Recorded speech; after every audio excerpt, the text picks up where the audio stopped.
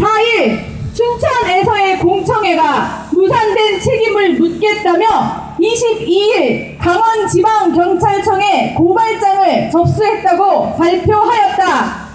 우리는 지난 3월 16일 도교육청에서는 보도자료를 보고 4월 각 지역 지원청별 설명회, 5월 공청회를 기다리고 있었다. 하지만 도교육청은 자신들의 약속은 물론이고 행정절차법까지 무시하고 4월 17일 긴급 공문을 통하여 설명회 없이 공청회를 한다고 공지했다. 이에 약 50%의 학교가 학부모에게 통지문조차 보내지 못했다. 공청회 패널들 선정에 있어서도 편향성을 지적하자 보수단체가 없어서 진보 인사만 선정했다는 웃지 못할 변명을 들었다. 또한 법을 만든다는 조례제정 추진위원들에 대한 소속 등 정보 공개를 요구했음에도 도교육청은 이를 묵살하였다. 오늘의 자담회 역시 아무런 공지 없이 진행되고 있다. 사정의 전후가 이런데도 불구하고 도교육청은 일말의 사과나 반성 없이 학부모를 고발하는 소극을 연출하고 있다. 우리는 도교육청은 왜 이렇게 무리수를 두는지 궁금할 뿐이며 이에 다음과 같은 내용으로 공개 질의를 하는 바이다. 1. 우리는 오늘 27일 수요일 좌담회를 아무런 공지사항 없이 밀실에서 행사를 한다는 소식을 불과 수일 전에 들었다. 그것도 아름아름 정해드린 것이다.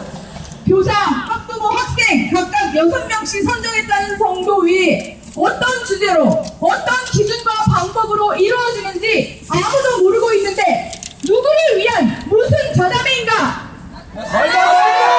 불법 공청회 개최로 인해 이미 파행을 겪었으면서도 거듭 밀실 행정을 하는 이유를 도대체 알 수가 없다. 공지하지 않은 이유와 좌담회 참석자 선정 기준과 내용에 대해 명확히 밝혀주길 바란다. 가능하다면 좌담회를 녹화라도 하여 온 도민이 알 수 있도록 해주길 바란다. 2. 도대체 강원 학교 인권 조례는 누가 만드는 것인가? 또 그 제정 기준은 무엇인가?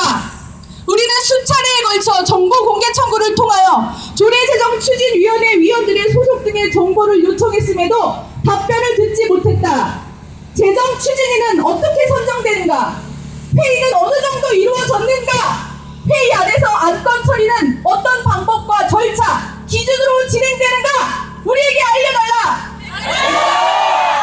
3. 도교육청이 학부모와 시민단체를 고발한 이유는 크게 두 가지이다. 첫째, 불법 공청회와 관련하여 도교육청이 주장하는 담당 공무원을 협박, 폭행, 공무집행 방해에 관한 모든 현장 상황 등은 녹화되어 있다. 도교육청도 마찬가지일 것이며 타 시민단체이든 언론이든 모든 것이 다 담겨져 있다.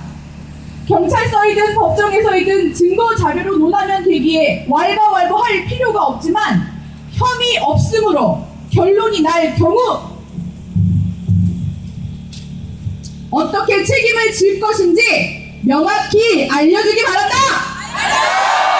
두 번째, 허위 사실의 유포에 대해 임신 또는 출산, 사상 또는 정치적 의견, 성적 지향, 동성애 등에 관한 국가인권위원회법 제2조 3항을 인권조례에서 삭제했기 때문에 그런 내용을 홍보하는 것이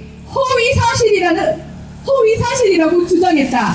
그런데 법 조항은 삭제했는데 삭제했다고 발표한 당일인 4월 17일 인권위와 업무 협약을 맺었다. 그럼 그 조항을 만든 인권위와 업무 협약을 맺은 것에 대해서는 어떻게 해석해야 하는가?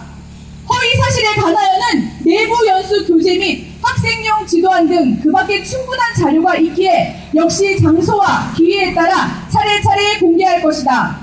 한편 위에 삭제되었다고 조항 이외에도 많은 문제점을 지적하였는 바 학교 인권 조례로 말미암아 학생과 교사 간의 신뢰 붕괴뿐 아니라 부모와 자식 간의 믿음 파괴, 평양된 정치 이념 주입, 국가원의 부정 등 이런 사실도 허위 사실인지 명확하게 밝혀주기 바란다.